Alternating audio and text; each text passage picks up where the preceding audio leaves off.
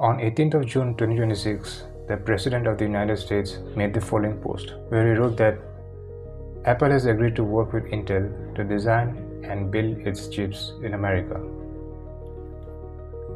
In this post, Trump framed the arrangement as part of a broader effort to restore US semiconductor manufacturing capacity and reduce dependence on Taiwan-based production. He also linked the development to the US government's roughly 10% stake in Intel, which was acquired last year under his watch. And in this way, he is trying to underscore that this is not just a commercial development, but it is also an industrial policy event with political sponsorship behind it. Now, it's important to note that no official announcement has been made by Intel or Apple as of recording this, which is 19th of June 2026. Market reaction reflected that asymmetry. Intel shares rallied sharply following this post, but if we look at Apple stock, it barely moved, which indicates that investors see this announcement as far more consequential for Intel compared to Apple. So what does this mean for Intel and Apple's valuation respectively? So let me start with Intel first. So if we compare Intel's versus TSMC's process today, technically Intel has closed much of the process gap on paper, but I see this deal as a long-term convergence story, not a near-term TSMC replacement. If you look at the positive side, Intel's 18A node has entered high-volume manufacturing for its own CPUs, and it's also being sampled to external customers, including Apple linked designs. However, transistor density estimates show that TSMC still leads on raw density and materials. Moreover, TSMC continues to hold the advantage on materials, scale, and manufacturing consistency. Also, TSMC has argued that its advanced N3 family remains competitive with Intel 18A on performance and power. So, can Intel replace TSMC, or is this deal a part of a longer-term strategy? I do not think this development implies that Intel can replace TSMC for Apple in the near term, because TSMC remains the dominant advanced foundry globally, supported by a much broader customer base, stronger yield maturity, and more complete turnkey package capabilities. Intel, by contrast, is still in the early stages of building a scale external foundry business, even if its technical roadmap is becoming more credible.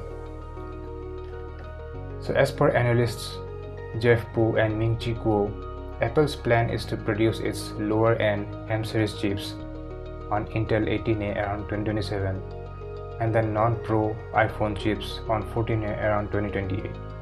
This phased approach shows that Apple will test Intel with less risky products first, then expand only if Intel proves it can deliver.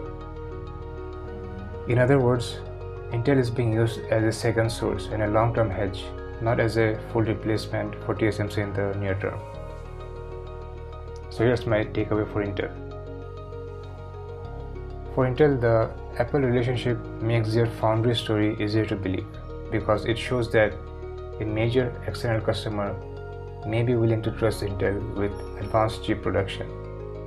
It also improves the prospect of filling capacity on 18A and 14A and strengthens the policy case for continued US and European support.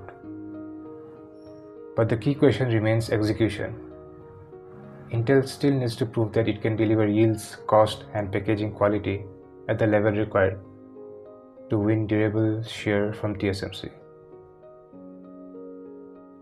Now, I want to look at it from Apple's perspective, and what does it mean for Apple's valuations. From Apple's perspective, I see this announcement as a strategically important from a supply chain perspective, because today Apple relies heavily on TSMC for manufacturing its in-house A-series and M-series chips, with most leading-edge production concentrated in Taiwan, which is a growing concern as US-China tensions and Taiwan security risks rise. So partnering with Intel on US production gives Apple a credible second source in another geography, which diversifies supply chain risk and strengthens its bargaining position with TSMC on pricing and capacity. From what has been reported so far, the near-term scopes look limited, as I've earlier mentioned. Selected Mac and iPad chips on Intel's 18A node first, followed by potential expansion to non-Pro iPhones once 14A is proven. There's no disclosed volume, pricing, or margin yet, and neither Apple nor Intel has issued a detailed joint statement, again which I earlier mentioned, which is why Apple's stock reaction has remained muted compared to Intel's.